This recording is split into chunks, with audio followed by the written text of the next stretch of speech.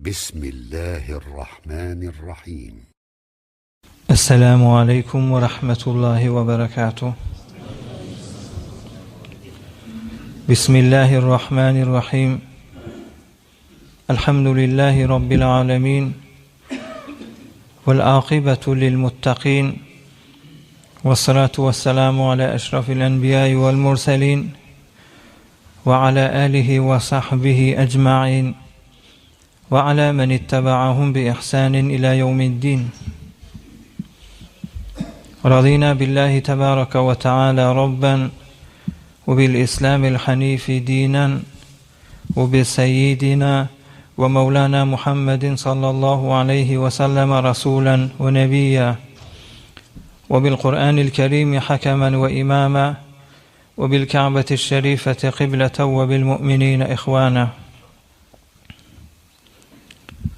Mehraban Huday Tebareke ve Teala hemmemizin ediyen taat ve ibadetlerimizi ahiretimiz avat bolsun deyip çekken zahmetleriniz, ediyen hayır dualarınız, tehammül ediyen qiyinçiliklarınız ve başka da näme hayrat ve ihsanat edilýän bolsa Allah Taala lütfü ve keremi bilen kabul edip belki hemmemizin iki dünyası avat bolsun inşallah. Hazreti Celaleddin Rumi Kuddise Sirruhu qati Hudaý Taala'nın çyn dostlarynyň biri.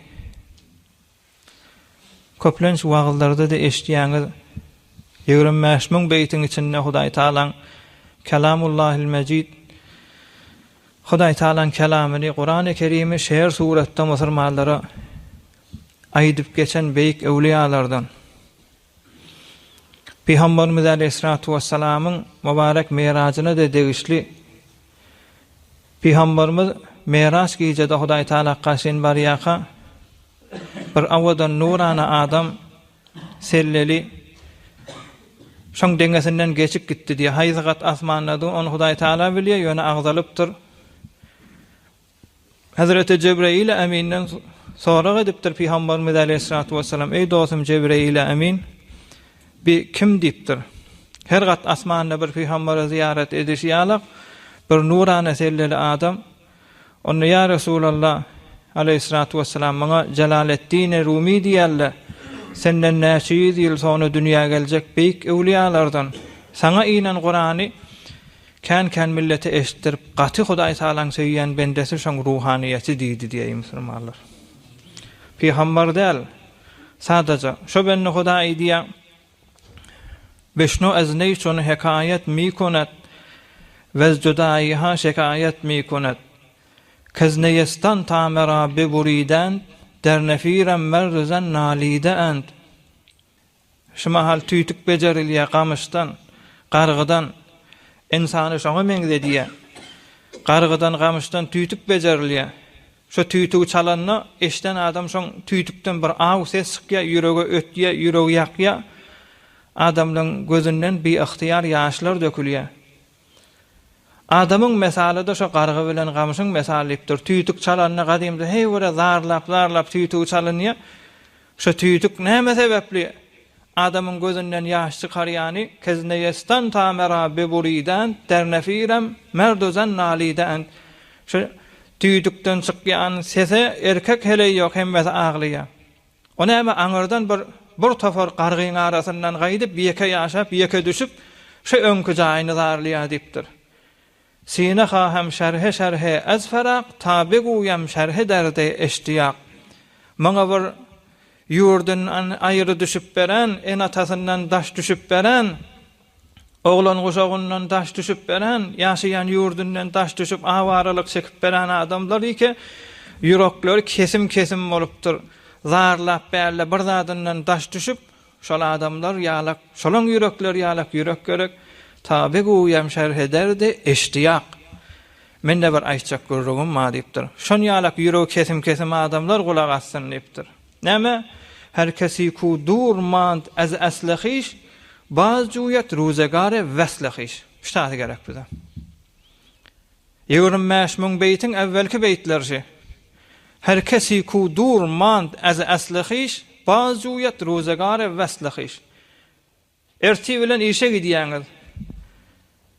edarada işleýäňiz, bazarda işleýäňiz, sahtamanda işleýän bazary adam, kasap adam, keşawerz, taýhan ya malgara ekidýän düz ýerlerde otlatýan, doýurup alyp gaýtýan.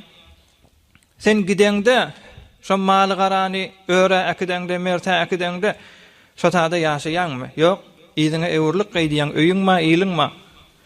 Kärgen adam gidenne biriniň sahtamanda işleýär. Şonu öý tutunýam şo tada. Ýok, ikindi gaýdýa öýe garşyn. Kärger de şeýle, tajer de şeýle, bazary de şeýle.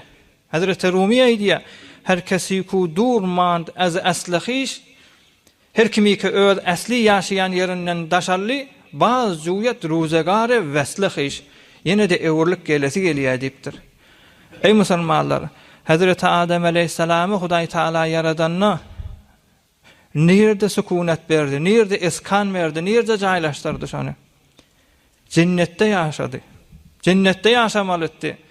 Kan Hudaý Taalaň hikmetleri sebepli bir ýanyňyşlar bolup Hazreti Adem aleyhissalam yere geldi diýipdir.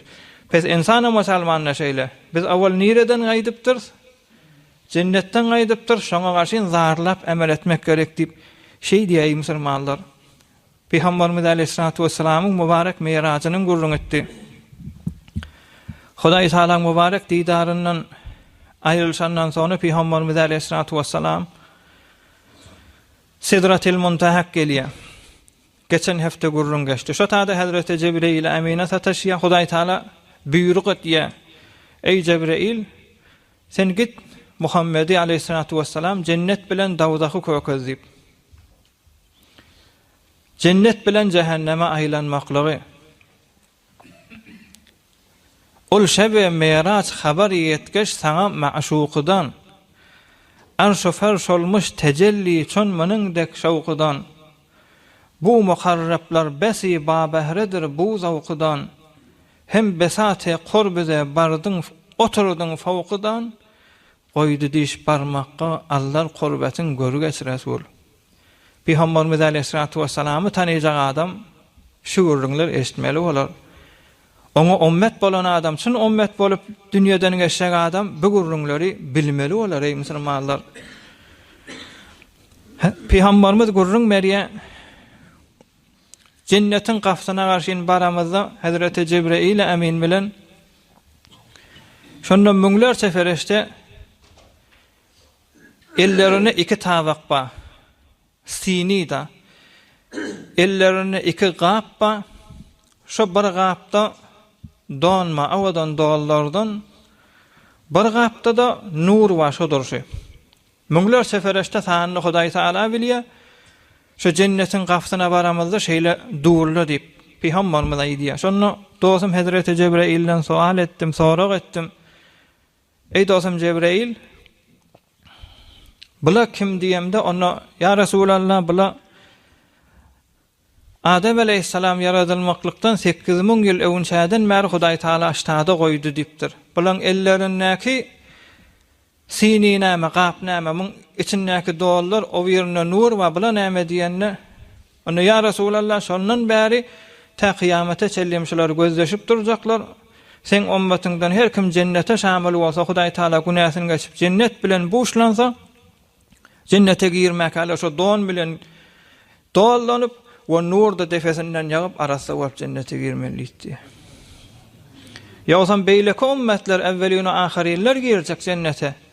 Emma şu ekram Peygamberimiz aleyhissalatu vesselam aýtýar, men ummetimden çyrym cennete girmäke ekramlar boljak diýip şonu gözüm bilen gördüm diýdi diýe.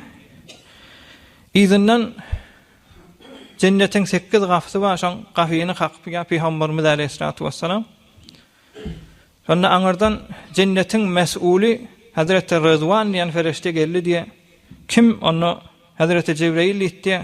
Ey Rızwan, ahir zaman Peygamber geldi, sen gafiýyny açmaly bolýan. Hudaý Taala buyruk etdi, şun cennete aýlamaly. İyi verildi mi ahirin Peygamber diýipdir Hazreti Rızwan. Ona iyi verildi. Elhamdülillah diýip kan ikramlar edip Peygamberimize hoş geldin diýip cennetin gurrun ey musulmanlar beter uzak gurrun. Hızır ýaşyny rozy kılsa gezmäge Dawud katiplигин bir yazmaga Gije günni dursam şerhin düzmäge müňden bir aýdylmaz sözü beheşdiň diýip Hazreti Mahtum Aleyhisselam. Hazreti Hızır Aleyhisselam ýal kıyamata çellim ýaşasaň diýipdir. Dawud Aleyhisselam ýaly ýazmany dursaň diýipdir. Gije günnizde ýalsaň iý biçmäni ýatmany oturan ýeriňden turman dünýäden geçip ketseň de müňden bir aýdylmaz sözü beheşdiň. Son Peygamberimiz aýdypdyr, cennet bir zat ki adamyň ýüregine düşmedik zat diýipdir. Biz her hille awadan, her hille gawzat, her hille aýratyn zat diýip hesap etsek de cennet şondan aňyrdaky mesele diýipdir. Bir wagt Peygamberimiz Aleyhissalatu vesselam sahabalaryň arasynda otyka aýtdy diýe law ra'aytum ma ra'aytu la zahiktum qalilan wa la bakaytum kaseera. Ey sahabalar, eger men gören zadymy siz de gören bolsaýdyňyz, kän ağlardyňyz, azasyk gülerdiňiz diýipdir. Oham soraga diýipdirler sahabalar, ya Resulallah, ma ra'ayta? Näme gördüň diýende, onna ra'aytul cennete wen nara. Men cennet bilen cehennemi gördüm diýipdir. O ýolukda cennet bilen cehennem gördüm şunu diýipdir. Eger men gören cennetim siz de gören bolsaýdyňyz, men gören cehennemim siz de gören bolsaýdyňyz, kän ağlardyňyz, azasyk gülerdiňiz, ýeriň gözünde diýdi diýe musulmanlar. Cennetin gurrun bolansaň, onda da bir teberrükan bir azasyk gurruny ne değil dersini alarsın.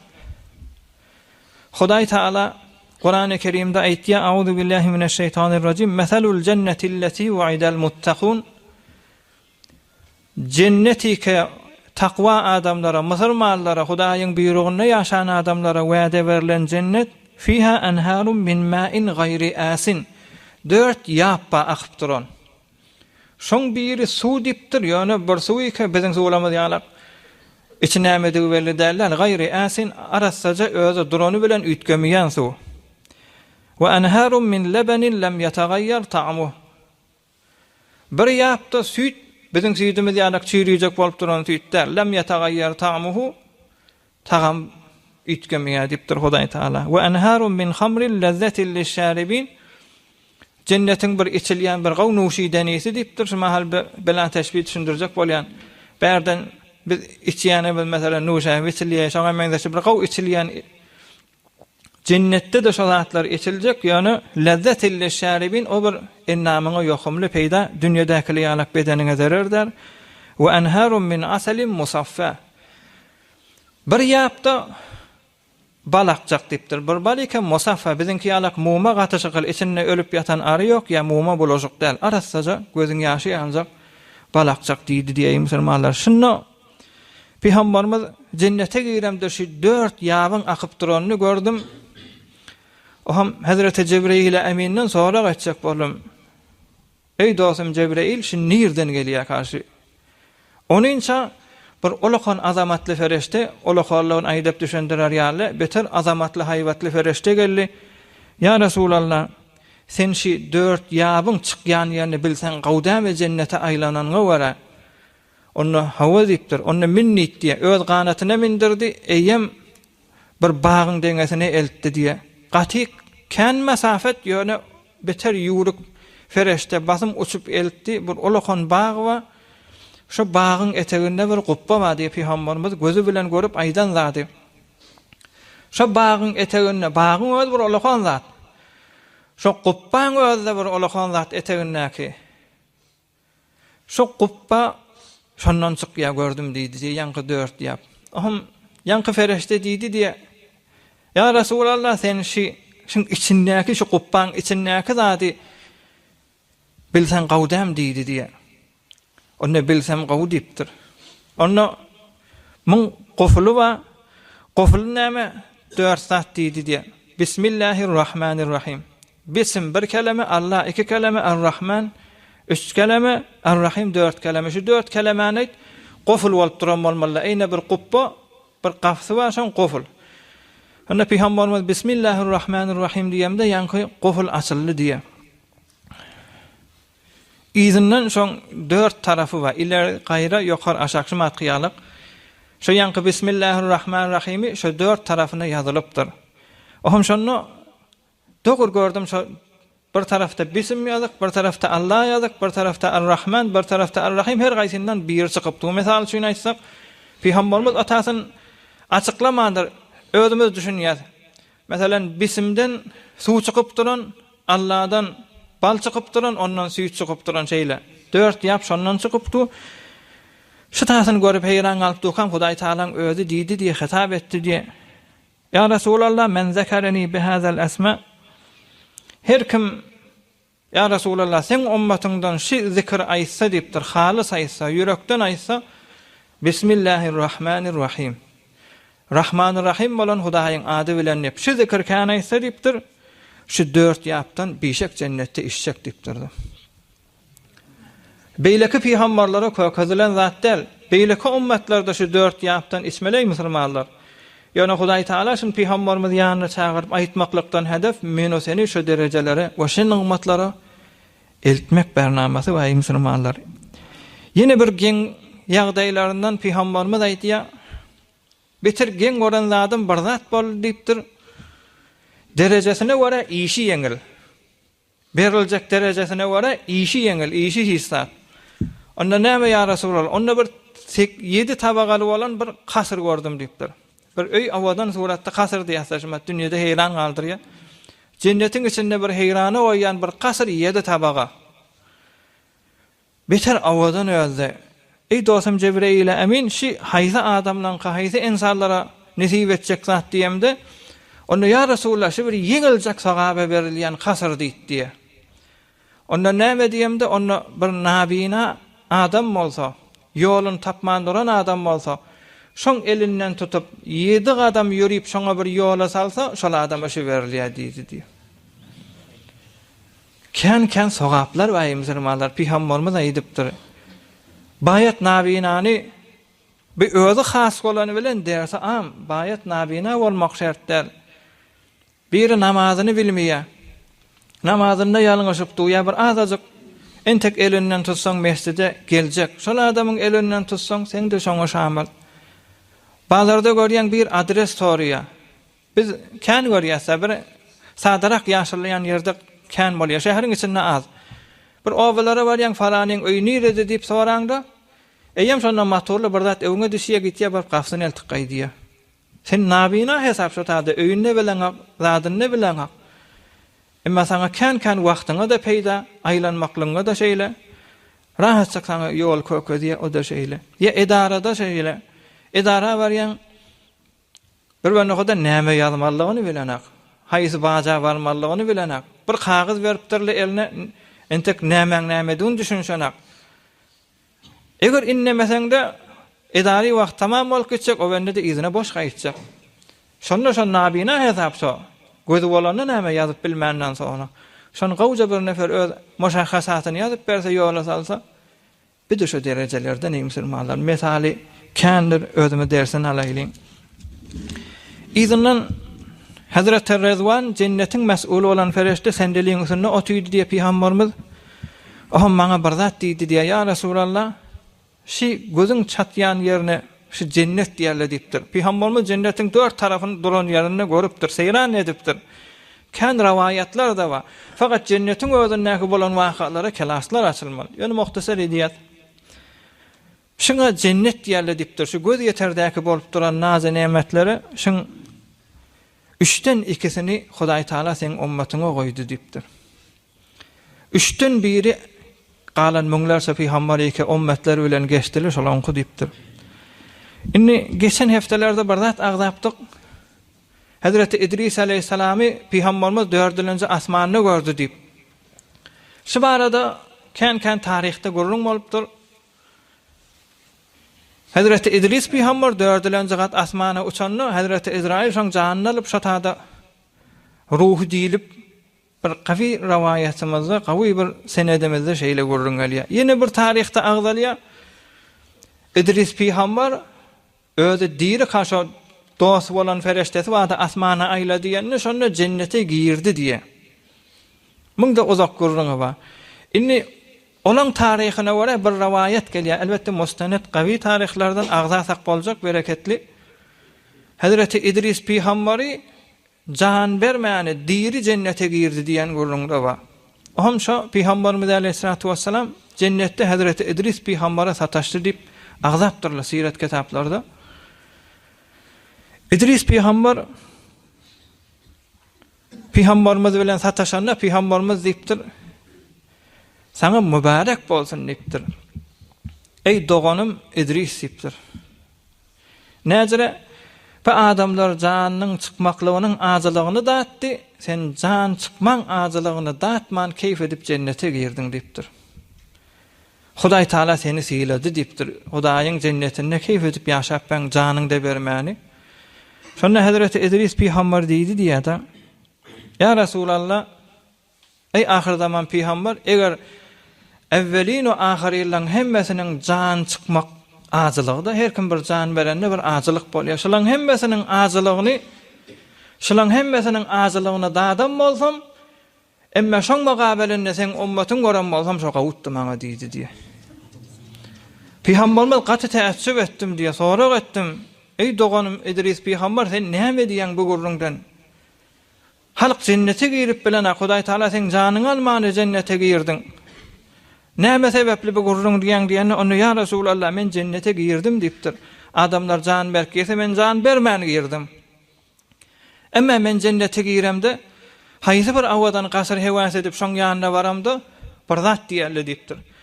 Haýsy bir ýaş awadan ýesirler we cennetde masarmalara nesip etjek. Hudaý bilen ýaşan adamlara nesip etjek.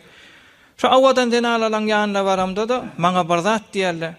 Şu bir awadan baý diýemde şu awadan bagyň ýanyna baramda da bir zat diýerler. Ona näme diýerler diýenni patadan geç bir ahir zaman Peýgamberiň ummatynyň diýerler maňa diýipdir. Görün olakan kasrıma hewas edip baramda da ahir zaman Peýgamberiň ummaty diýdiler. Awadan akyp duran ýapdy bolsa şoňky diýdiler. Her ýerik barsam men Peýgamber bolup durada bir sadece adam ýalyk men patadan geç bisenkide diýerler. Şonuň üçin şu ummata beter hewas etdim diýdi diýýär musulmanlar. وَمِمَّا زَادَنِي شَرَفًا وَتِيهًا وَكِدتُّ بِأَخْمَسَيَّ أَتَوْا الثُّرَيَّا دُخُولِي تَحْتَ قَوْلِكَ يَا عِبَادِي وَأَنْ سَيَّرْتَ أَحْمَدَ لِي نَبِيَّ diýipdir. Hudaý Taalaň dostlarynyň biri. وَمِمَّا زَادَنِي شَرَفًا وَتِيهًا meni gülmegen beter bedenime sığmany özüm uçasym gelýär. Beter özüme gowanyp begenip özüme nesip eden zady men uçasym gelýär. Şada pikir edip diýipdir. Ewliýalaň bir we mimma zadani şerefan watiha özüme berilen awraý göremdi. Özüme berilen derejen göremdi. Hey ora galkynýan diýipdir. Ve kittu bi ahmasayya ataw surayya. Ülker diýen ýyldyz. Ülker de felasym gelýär. Şada dawanym bilen diýipdir. Onda näme? Onda bir iki nygmat bar diýipdir. Bira duhuli tahta qawlik ya ibadi. Hudaý Taala tamam Qur'an-ı Kerimde ey bendelem diýýär. Ben ne diyeni şu men niptir, ben ne diyeni sen niptir. Ben näme diýip Hudaý Taala şey diýip özüne nisbet beripdi, özünün kedwati bilen şu we ensayyarta Ahmed ali nabiyye bir de ahir zaman peýgamberi bize peýgamber edip iyi beripdir. Şu iki olakan derejen eteginden çykyp bilmän käde beginip uçasym gelýär diýdi diýýär musulmanlar. İdris peýgamber şu azamaty bilen cennetde bir gasry hewas edenni ey Hudaýyň peýgamber patadan git ahir zaman peýgamberiň ummaty diýildi diýýär musulmanlar. Gaty dersler.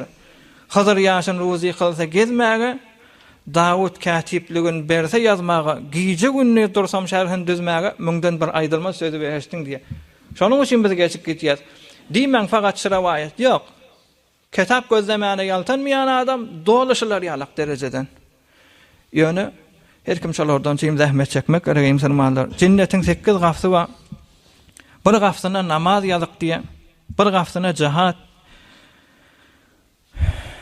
bir gafsyna rayyan diýerler, arada tutýarlar üçin. Bir gafsyna sadaka, bir gafsyna Hudaýa tewekkül edip Hudaýa ýaplanýan adamlar. Bir gafsyna enatagy hormat, bir gafsyna Hudaýa agzap zikir etmek, bir gafsyna Hudaý Taalaň çyn bende bolup günälerden tawba etýän şu 8 gafy. Her kimi ki elhamdülillah namaz okuyan bolsa, şu namaz gafsy şoňa açyk. Her kimi ki cihat diýeni kafir bilen uruşmak, fazaý mejazi şumal cihada nermişi. Kafirler sen dinden çykarjak bolýar, hejapdan çykarjak bolýar, Hudaýdan daşalçyk bolýar dursaň cihat şeý musulmanlar. Her kim arada tutsa 3-nji gafsy açyk. Her kim sadaka berse 4-nji gafsy açyk. Her kim Hudaýa tewekkül etýär, kädi elinden iş gelenak, bir zady hewas etýän, bir iş bitirjek bolýan, ýa bir zadyň kim Mesal üçin aýtýan, çağan merid, elinden hiç zat gelen doktorlar jogap edýär. Şonda näme diýäň sen? Hudaýa tewekkül edýäň. Waganda tewekkül edýäň, jogap alsaň almasaň cennetin gapy açyk sana. Bir enataga mehabbet hormat etmek, biri hemişe yalan Hudaý Taalaň zikrini edip durmak. Günah etsen estağfurullah. Barda digen görsen subhanallah. Qawzat görsen elhamdülillah, maşaallah. Şu zatları edip durmak musulman dogullar. Bir elhamdülillah araňyzda hemme edilip duran işler bardır. İnşallah ayanda da cennette 8 gapy siz üçin açykdyr musulmanlar inşallah. Ýöne zenanalara Peygamberimiz aýdypdyr. Zenana cemaat mehdudiyeti dinisi bolan soň öýde fakat bellece etmen sogaby işleri we edafa kafir bilen uruşmal ýa başga bir gurrunlar wazifesi bolmansaň Peygamberimiz barda aýdypdyr. El-mer'atu iza sallat khamsaha ve samet şehraha ve hassanat farjaha ve ata'at zawjaha dakhalat min ayyi abwabil cenneti şa'at dipdir. Sahih hadis. Eger bir zenana iza sallat khamsaha 5 wagt namazyny okuýsa dipdir. Ve samet şehraha Ramazan aýda arada tutsa dipdir. Arada tutup bilmese de pulunu berýärdi. Ve hassanat farjaha teleki işlerden, zinaýalyklardan özüni pak saklasa, damenini pak saklasa ve ata'at zawjaha günah bolmadyk ýerde adam senden etaat etse, şoňa aýdyljak dipdir. Dakhalat min ayyi abwabil cenneti şa'at dipdir. Şu 8 cennetin gapsy açyljak, haýryndan girse giramol dipdir. Dogurha, men hanawadam, sizin hanawadaňyz jamiýede iman bilen ýaşaýan adamlaryň hanawadaty maňa şamil bolýar. Ýöne şu gurrun bayat aýdylmaly. Wa hassanat farjaha. Jamiýede inheme günmegün açylşmaklar kanelyp barýar. Hyýanat kanelyp barýar. Namahrem bilen çeti tutulmak kanelyp barýar.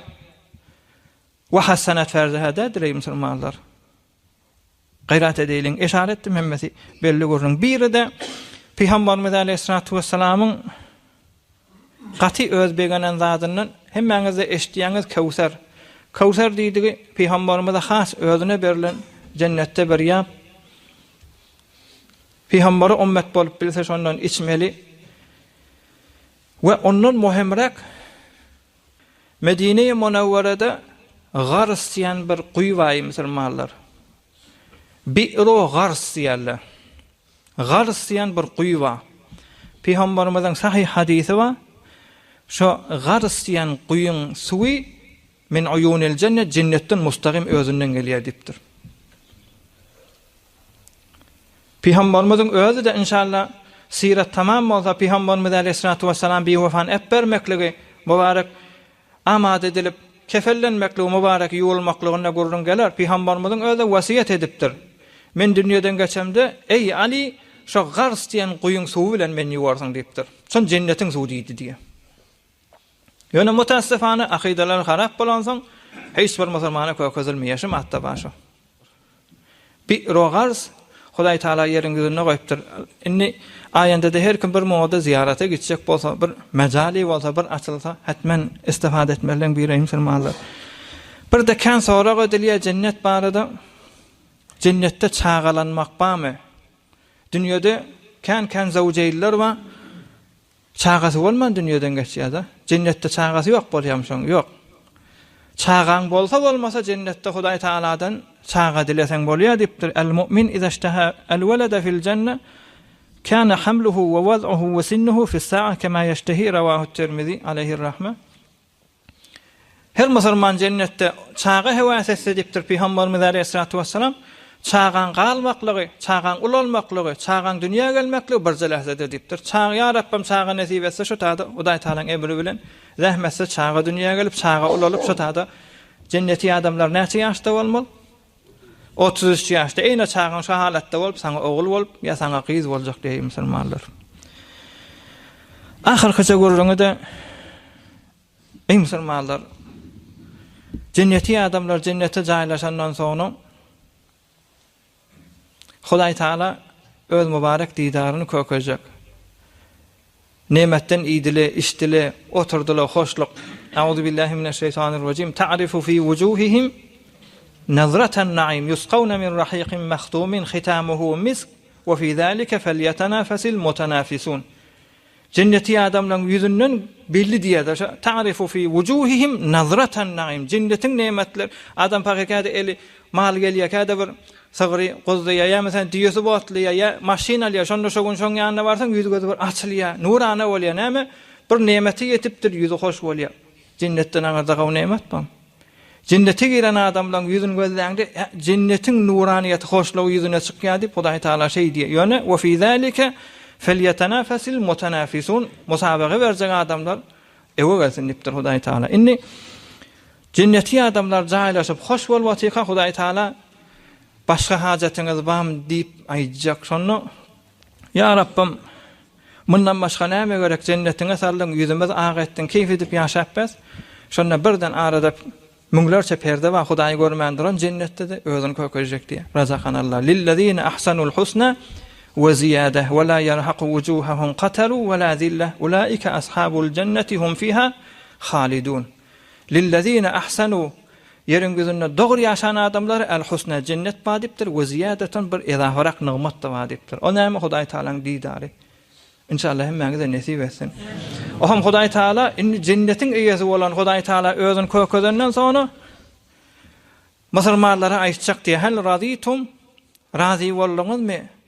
Yani bir cenneti ki näme zadike musulmanyň ýüregine düşmedik zat Hudaý Taala'nın öz tamamy gudreti bilen Kadir mutlak Hudaý Taala tamam kudretini, fikrini, iradesini ortağa atıp şunu gönendireýin dip beceren cenneti şoňa girenden sonra näme belli zat ki hel razitum razi bolluňyzmy diýjek diýdi Hudaý Taala. Oňam ýene de diýjekler ya Rabbim razi bolman näme özüňi kökezin onda birji nimet kim size o da şu diýjek diýe. Uhillu aleykum rizwani fela askhatu aleykum abada. Men tamamen mehabbetim size sindi, mehru mehabbetim size sindi. Indiden meylak menden bir zat kıyın görür deyip narahatyňyz bolmar, gaýryňyz bolmar diýdi. Nämeseňiz azat diýdi diýe. Azırjak bolup duran nefs yok, azırjak bolup duran yaman yoldaş yok, telekelige çekjek bolup duran şeytan yok. Keyif edip razaqan Allah hoşlukda yaşamaly. Wa qalul hamdulillahi'llezî azhaba annal hazan.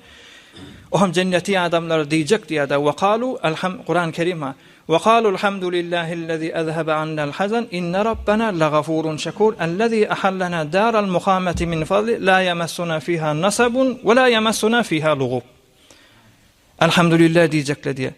Elhamdülillah ol bir Hudaý ki dünýede ýeklere bir gaýgy bilen geçdik. Ogly gaýgy etip geçdik, heleýi gaýgy etip geçdik, arsy gaýgy etip geçdik, saglygy gaýgy etip geçdik, emniýeti gaýgy etip geçdik, janymyzy gaýgy etip geçdik, imany gaýgy etip geçdik, gabry gaýgy etdik, sıraty gaýgy etdik. Asen ýaşa bilmedik.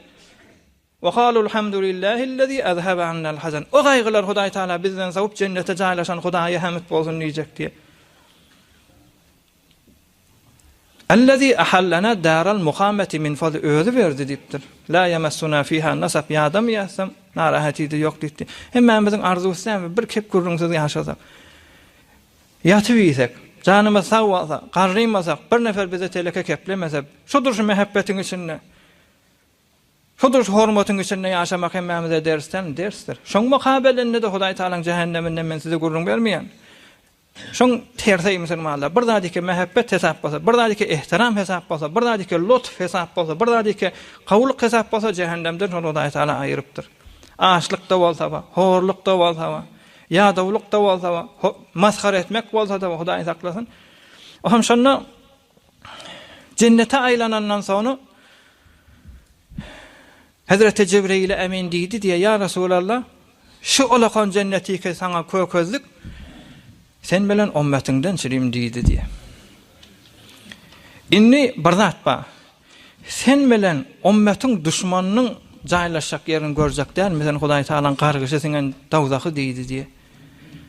Onu görsem göräýli, Peygamberimiz dawzaka aýlady diye. Aham näme kösenmek bolsa, näme betbahty bolsa dawzakda, ya Resulallah, şu dawzak kimin jaý? Sen bilen ümmetiňe eziyet berip, sen bilen ümmetiňi ynjydan adamlaryň jaý diýdi diye. Ümmet bolaylyň ey musulmanlar, rahmet çekeýin. Birje ders emruzi bir şu zamana bir ders aýdyn tamam boldy. Bir näçe ýyldan önce bir jahany bir farahan boldy, her kim behterin video bejermeli. Hem muhtasar bolmaly, taýmy wagty az bolmaly, hem içinde dersi kan bolmaly. Jahany farahan puýaşda Şonda bir film mecerdi diye bir kargerdan 8 ayga taýmy var. Zamany 8 ayga, ýerin gözünde evvel boldy diye şu 8 ayga film. Muny kan karşynasly gelipdir, zat edipdirler. Näme film karşı 8 aygada ine heme dawarlar şoňa raý berdi, jahany olakon nezerler berýän bir nezeriyet muhim bolan ustatlar şunu taýid edipdir. Muny sinemadan pakşy değil, berjeste olakon asatitler, professorlar, ähli sahip nazar adamlar gelip sinemada oturdu diýe şunu pakş etmeli 8 ayga film näme ders var şunda ki jaýzany alypdyrlar. Şonda 8 ayga filmiň görtüle diye ýöne bir divar, mesela men sırtımdaki divar ýalyk bir divar 2, 3, 4, 5, 6 daýgada geçti diye ýöne divar. 6 daýga geçti diye divar görnüpdir şeýle. Aham etiraz etmäne durupdyr. Bizim maskara ediýäňizmi? Şu divaryň näme dersi var? 7 daýga geçti diye. Näse daýga galy? 1 daýga galy. 1 daýga galyna durbin şeýle şyk etek geldi diye. Etekde bir pencere var, pencereden bir nerde var. Şu pencereden bir çağa, täze bir emeklep ýörüp berýän çağa şu pencere çykan bolmaly. Pencereden kellesen aňryk hak edip, neresi şondan sallanıp duran bolmaly. Kenarynda da taaqçasy, beter kişik bolansaň aýagy taaqçadan taýyp, kelle şu iki nerden arasynda sallanıp durýar şeýle. Birze daýga şeýtip görüpdirler. Näme ders var munday musulmanlar? Onu dersi şu diýipdir. Derk etmek gerek her zady. Düşünmek gerek. Men musulman bolup ýaşajak bolsam, bir zady derk etmek gerek. Ol bir professorlar iki, ol bir sahip nazar insanlar iki sendeliň üstünde rahat gözäp oturýarlar. 6 daýga, 7 daýga näme etdiler? Ýadadylar. Emma şu 6 daýga, 7 daýga ol bir taýmy iki, şu çağa da şu 6 daýgada sallanyp durdy diýe. Şu divary gözläp men ýadýan bolsam, o çağı näme etmeli? Sallanyp duran ýagdaýda o da boyny.